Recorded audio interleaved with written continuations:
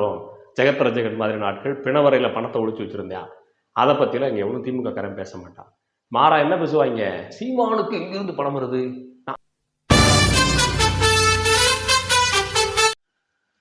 நண்பர்களுக்கு வணக்கம்.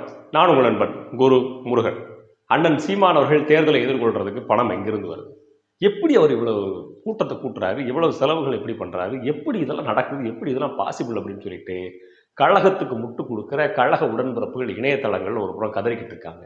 இதெல்லாத்தையும் தாண்டி சாதாரண பொதுமக்கள் எப்படி இது சீமானுக்கு இவ்வளோ சாத்தியப்படுது, சாதாரணமாக ஒரு குடும்பத்தை நடத்துறதே கஷ்டமாக இருக்குது, இத்தனை பேர் வச்சு எப்படி மெயின்டைன் பண்ணுறாரு, இவ்வளோ பெரிய கட்சி எப்படி நடத்துகிறாரு, ஒரு கூட்டம் போட்டால் ஆயிரக்கணக்கான லட்சக்கணக்கான தொண்டர்கள் திரண்டு வர்றாங்க, அப்போ நிதி எங்கிருந்து வருது இல்லையா அப்படின்ற கேள்வியை திமுக எழுப்புற கேள்வியை கிட்டத்தட்ட இவங்களுக்கும் சந்தேகம் வந்திருக்குது. அப்படின்னா சந்தேகத்தை நிவர்த்தி பண்ணுற வேலை நாம் தமிழர் கட்சி ஆதரிக்கிற யூடியூபர்கள் ஒருவரான என்னுடைய வேலையாகவும் ஆகிவிடுகிறது. அந்த அடிப்படையில் நாம் தமிழர் கட்சிக்கு நிதி எங்கிருந்து வருது அப்படின்றத சொல்கிறதுக்காகத்தான் இந்த வீடியோ. சரி, நிதி எங்கேருந்து வருது தெரிஞ்சுக்கணுமா? கட்டாயம் தெரிஞ்சுக்கணும். நிதி எங்கேருந்து வருது? உங்களிடத்துலேருந்து வருது. இந்த வீடியோ பார்த்துட்டு இருக்கிற உங்களிடத்திலிருந்து தான் நாம் தமிழர் கட்சிக்கு நிதி வருகிறது. என்னப்பா தம்பி, பழைய தூக்கி எங்கள் தலைமையிலே போட்ட, நாங்கள் எங்கே நிதி கொடுத்தோம் அப்படின்னு கேட்டிங்கன்னா, உங்களைப் போலவே அண்ணன் சீமான் அவர்களுடைய பேச்சுக்களை இணையதளம் வாயிலாக பார்த்த அன்பர்கள், நண்பர்கள், வெளிநாட்டு உறவுகள், வெளி மாநிலத்தில் வேலை செய்கிறவங்க எல்லாருமா சேர்ந்து என்ன செய்கிறாங்க, நம்ம நாட்டை முன்னேற்றத்துக்கு புதியதொரு அரசியல் சக்தி வரணும்னு நினைக்கிறாங்க. அந்த புதியதொரு அரசியல் சக்தி வரணுங்கிறதுக்காக, தேர்தல் செலவினங்களை எதிர்கொள்கிறதுக்காக பொதுமக்களே தானே முன் வந்து கொடுக்குறாங்க. டொனேட் சீமான் பார்ட்டி அப்படின்னு சொல்லிட்டு டொனேட் பண்ணுறாங்க. அண்ணன் சீமான் அவர்களுக்கு ஆதரவாக களத்தில் நின்று போட்டியிடுற வேட்பாளர்களில் அவருக்கு எவரோன்னு ஒருவரை பிடித்திருந்தால் அந்த வேட்பாளரை முன்னிறுத்தி அந்த வேட்பாளருக்கு அவருக்கு செலவு பண்ணுறதுக்காக இதை நீங்கள் பயன்படுத்திக்கங்க அப்படின்ட்டு யாரோ ஒருத்தர்கிட்ட கொடுத்து அனுப்பிடுறாங்க. ஒரு உதாரணத்துக்கு சைலண்ட் ஃபோட்டோ போடுறேன் பார்த்தீங்களா, இது என் பேரில் தான் இருக்குது, நான் டொனேஷன் கொடுக்கல. 20,000 ரூபாய் வேட்புமனு கொடுத்து களத்தில் நிற்கிற அண்ணன் இசை மதிவாணன், தென்காசி பாராளுமன்ற தொகுதியில் போட்டியிடுற வேட்பாளர் இசை மதிவாணன் அவர்களுக்கு தேர்தல் செலவினங்களுக்காக உதவி செய்யுங்க அப்படின்னு சொல்லிட்டு என்னிடத்தில் அனுப்பியிருக்காங்க. அப்போ 20,000 ரூபாயை என்னுடைய பேரில் தான் பில் போட்டு கொடுத்துருக்காங்க. நான் தான் பணத்தை கொண்டு கொடுத்தேன், எனக்கு அனுப்புனாங்க, எடுத்து கொடுத்தேன். அப்போ தொகுதியினுடைய நிர்வாகிகளிடத்தில் ஐயா அனுப்பியிருக்கிறது இவ்வளோ தான் அப்படின்னோட பேங்க் அக்கௌண்ட்டை காமிச்சு தான் பண்ணியிருக்கிறேன். ஸோ இந்த வெளிப்படைத்தன்மை இருக்குது. அந்த நபர் நமக்கு பணம் அனுப்பின அந்த அண்ணன்ட்டையும் இந்த ரிசிப்ட் போட்டதை வாட்ஸ்அப்பில் ஏற்கனவே அனுப்பிட்டேன். அவர் அனுப்பின தொகை அவருக்கு தெரியும், அதனால் 20,000 ரூபாய் அவர் அனுப்பின பில்லையும் அவருக்கு கொடுத்தாச்சு.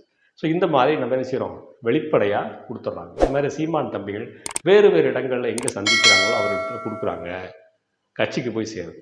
ஒரு சிலர் கட்சியினுடைய வங்கி கணக்கு நேரடியாக கொடுத்துட்றாங்க. ஒரு சிலர் குறிப்பிட்ட தொகுதிக்கு ஆதரவு கொடுக்கறதுக்காக அந்த தொகுதியில் இவங்களுக்கு அறிஞ்சவங்க தெரிஞ்சவங்க மூலமாக தொகுதியினுடைய வங்கி கணக்கு எண், தொகுதியினுடைய நிர்வாகியின் வங்கி கணக்கு எண் வாங்கி செலவு செய்து கொடுக்குறாங்க. இப்படித்தான் தேர்தல் நிதியை சீமான் தம்பிகள் வசூல் பண்ணுறாங்க. இப்போ உங்களுக்கு தெரிஞ்சு போச்சு. அடுத்ததாக உங்களிடத்துல ஒரு கேள்வி இருக்கும், அது என்ன அப்படின்னு கேட்டிங்கன்னா, தேர்தல் நிதி நீங்கள் வசூல் பண்ணுறீங்கன்னு சொல்கிறீங்க, சரி, பிஜேபி அதிமுக திமுகலாம் தேர்தல் நிதி எலக்ட்ரோரல் பாண்ட் அப்படி வசூல் பண்ணால் அதை எதிர்க்கிறீங்க, அப்போ நீங்களும் நிதி கேட்குறீங்களே, அப்போ இது எப்படி அப்படின்னு நீங்கள் கேட்கலாம். ஒரு தேர்தலுக்கு குறைஞ்சபட்ச செலவுகள் அப்படின்னு ஒன்று இருக்குது, அதை நம்ம ரெண்டாவது பார்ப்போம். முதல்ல அவங்க வசூல் பண்ணுற அந்த நிதிக்கும் நாம் வசூல் பண்ணுற நிதிக்கும் ரொம்ப பெரிய வித்தியாசம் இருக்குது. அவங்க வச்சிருக்கிற மாதிரி உதயநிதி, இன்ப நிதி அந்த நிதியை சொல்ல வரல, இது வேறு நிதி. அப்போ அவங்க எலக்ட்ரோரல் பாண்ட் அப்படின்ட்டு வசூல் பண்ணுற அந்த நிதி பார்த்தீங்கன்னா, நீங்கள் ஒரு தொழிலதிபர்னு வச்சுக்கிடுவோமே, உங்ககிட்ட நேரடியாக லஞ்சத்தை கேட்டால் கொடுத்துருவீங்க. ஆனால் கவர்மெண்ட்டு கண்டுபிடிச்சிடும், கோர்ட்டு கண்டுபிடிச்சிடும், அப்போ தண்டனை வந்தே தீரும். அப்போ என்ன பண்ணுறது, மக்களுக்கும் தெரிஞ்சு போயிடும். சட்டப்படி தொழிலதிபரிடத்தில் வாங்கிறது.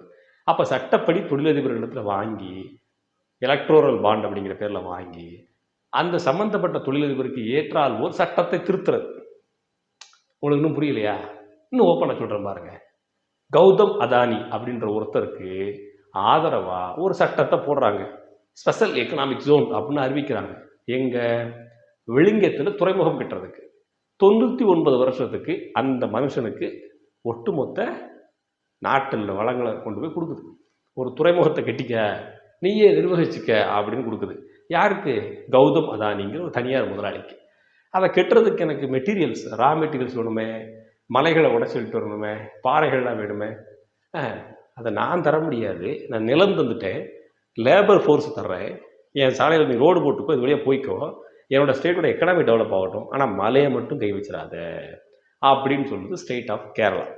அப்போ நம்ம ஸ்டேட் சீஃப் மினிஸ்டர் பல்ல காமிச்சிக்கிட்டு 32 பல்லும் தெரியறதுக்கு போய், யார் வந்தால் எங்களுக்கு என்ன, மலையோட கமிஷனை போட்டு தருவேன், எதிர்கட்சி கேட்பாங்க, அவங்களுக்கு எம்பிட்டு அப்படி டீலை முடிச்சு பேசி தனி முதலாளிகளுக்கு ஆதரவாக கையெழுத்து போட்டாங்க. அப்படி போட்டதுனால தான் தமிழகத்தில் அவ்வளவு மலை வளங்கள் கொள்ளை போகும்போதும் இங்கே இருக்கிற 2 முதலமைச்சர்களாலும் கேட்க முடியல. தமிழ்நாட்டு முதலமைச்சரும் கேட்கல, எதிர்கட்சி தலைவரும் கேட்கல, கேரளா முதலமைச்சரும் கேட்கல, அங்கே இருக்க எதிர்கட்சி தலைவரும் கேட்கல. ஏன்? தொட்டு. அப்போ எலக்ட்ரோரல் பாண்டு மூலமாக எவ்வளவு பெரிய விஷயத்தையும் ஈஸியாக நகர்த்திட முடியும். நீங்கள் இந்த சீஃப் மினிஸ்டர் கேட்குறத தாண்டி அங்கே இருக்கிற கலெக்டர், தாசில்தார், போலீஸ் யாருமே கேட்க முடியாது. ஏன்?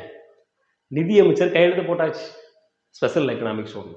உள்துறை அமைச்சர் அதை கிளியர் பண்ணியாச்சு, ரெக்கார்டு ஓகே, நீங்கள் பாஸ், கௌதம் அதானி இவ்வளோ காசு கொடுத்துட்டாரு தேர்தல் நிதியா. இதுதான் எலக்ட்ரோரல் பாண்ட் அப்படின்றது மூலமாக கிடைக்கக்கூடிய ஊழல், லஞ்சம், திருட்டு, எல்லா பிரச்சனைகளுக்குமான மூலம். இந்த மலையை உடச்சி எடுத்துகிட்டு போய் இயற்கை வளங்களை ஒரு பக்கம் ஆட்டையை போட்டது இல்லாமல் அதை எடுத்துகிட்டு போகிற லாரி மூலமாக ஆக்சிடென்ட் ஆகி பல பேர் செத்து போயிருக்காங்க. கன்னியாகுமரி மாவட்டத்தில் போன மாதம் போக்குவரத்து காவல்துறை ஒருவர் மரணம். ஏதால? இந்த லாரி விட்டு ஏற்றிட்டாங்க. அப்போது லஞ்சம் லாவணியத்தால் பல உயிர்களும் பலி போகுது. இப்போ நாம் தமிழர் கட்சி தேர்தல் நிதி வசூல் பண்ணுறதுக்கும் இந்த எலக்ட்ரோரல் பாண்டுக்கும் என்ன வித்தியாசம் தெரிஞ்சு போச்சா? அவங்க கார்பரேட்டை வாங்கி கார்பரேட்டுக்கு ஆதரவான சட்டத்தை போடுறாங்க. இப்போ நாம் தமிழர் கட்சி யாரிடத்துல தேர்தல் நிதி வசூல் பண்ணுது? உங்ககிட்ட மட்டும்தான், பணக்காரண்ட இல்லை, ஏழை கிட்ட. 5 ரூபா, 10 ரூபா, 1 ரூபா, 2 ரூபா, 100 ரூபா, 500 ரூபா உங்களால் முடிஞ்ச நிதியை போடுங்க அப்படின்னு கேட்குது. ஏன்? அவங்க பணக்காரனுக்கு வேலை பார்க்கறதுக்காக கட்சி நடத்துகிறாங்க. திமுக 600 கோடி வாங்கியிருக்குது கார்பரேட் பாண்டில். நம்ம கட்சி ஏழைகளுக்கான கட்சி. சீமானண்ண ஏழைகளுக்காக அரசாங்கம் நடத்துன்னு நினைக்கிறாரு. ஏழை பால சினிமா பார்க்குற படத்தில் இருக்க காசை, ஒரு டிக்கெட் எடுக்கிற காசை கட்சிக்கு போடு, அவ்வளோதான் கேட்குறாரு. ஒரு வேளை சாப்பாட்டுக்கு வர்ற காசை கட்சிக்கு போடு கேட்குறாரு. அதையும் விரும்பினாத்தான் கொடுக்க சொல்கிறார், உங்களை கம்பல்சரி பண்ணலை. அதன் மூலமாகத்தான் நாம் தமிழர் கட்சிக்கு நிதி வருது. இப்போ தெளிவாக தெரிஞ்சிச்சு நினைக்கிறேன். எங்கிருந்து நிதி வருகிறது? சீமானுக்கு எங்கிருந்து நிதி வருகிறது? கோடிக்கணக்கான பணம் வெளிநாடுகளிலிருந்து வருகிறது அப்படின்னு கழக உடன்பிறப்புகள் ஒரு பக்கம் உருட்டிக்கிட்டு இருப்பாங்க. அப்படி உருட்டிக்கிட்டு இருக்கிற கழக ஊப்பிகளே, உங்ககிட்ட தான் ஆட்சி இருக்குது, உங்ககிட்ட தான் இன்கம் டேக்ஸ் டிபார்ட்மெண்ட் இருக்குது, ரைடு போடுங்க. இல்லை இங்கே தான் சீமானுடைய பணம் இருக்குது, இந்த தொகுதியில் தான் நிறைய பணம் இருக்குது அப்படின்னு நினச்சிங்கன்னா இன்கம் டேக்ஸ் ரைடு போடுங்க. கண்டுபிடிச்சி கரெக்டாக கொடுத்துட்டிங்கன்னா 10% கமிஷன் இருக்குதான். உங்கள் கட்சிக்காரங்களாம் வாங்குவாங்க இல்லையா, அந்த ரோடு போடுறது கான்ட்ராக்டுக்கு எத்தனை % எனக்கு தருவேன்னு, அந்த மாதிரி 10% கமிஷனை கொடுக்குது அரசாங்கம், இன்கம் டேக்ஸ் டிபார்ட்மெண்ட்டே கொடுத்துருது. அதனால் சீமான் அண்ணங்கிட்ட எவ்வளோ பணம் இருக்குது அப்படின்னு கண்டுபிடிக்க நினைக்கிறவங்க இன்கம் டேக்ஸ் டிபார்ட்மெண்ட்டில் போட்டு கொடுத்துடலாம். சும்மா போட்டு கொடுங்க. ஏன்னா இடி ரைடு வர மாட்டேங்குது, என்ஐஏ ரைடு மட்டும் தான் வந்திருக்குது. இடி ரைடு இருக்க வேண்டியதானே வரும். ஜெகத்ரஜகன் மாதிரி நாட்கள் பிணவரையில் பணத்தை ஒழிச்சு வச்சுருந்தேன், அதை பற்றிலாம் இங்கே எவ்வளோ திமுக காரன் பேச மாட்டான். மாறா என்ன பேசுவாங்க? சீமானுக்கு இங்கிருந்து பணம் வருது, நாம் தமிழர் கட்சிக்கு இங்கிருந்து பணம் வருகிறது, இவ்வளோ பெரிய கூட்டத்தை கூட்டுறாங்க, இப்படி தேர்தல் செலவினங்களை பண்ணுறாங்க, 40 தொகுதியில் வேட்பாளர் நிறுத்துறதுக்கு இங்கிருந்து பணம் வருது, இந்த மாதிரியான கேள்விகளை கேட்பார்கள். சரி, கேள்வி கேட்கக்கூடிய அறிவாளிகள் நிறைய கேள்விகளுங்க. அதுக்கு முன்னால் சீமானனுக்கு இந்த கட்சி வளர்ச்சி நிதிக்கு ஒரு ரூபா அனுப்பிட்டு கேளுங்க. 1 ரூபி. நான் சங்கி மாதிரி 2 rupees கேட்கல, இல்லை நீங்கள் வாங்குகிற 200 rupees கேட்கல, ஒரு 1 ரூபி அனுப்பிட்டு கேளுங்க. மாற்றத்தை விரும்புகிற நீங்கள் 1 பைசாவாவது இந்த நாட்டுக்காக செலவு பண்ணுங்க. சரி, அடுத்த பதிவில் உங்களை சந்திக்கிறேன். நன்றி.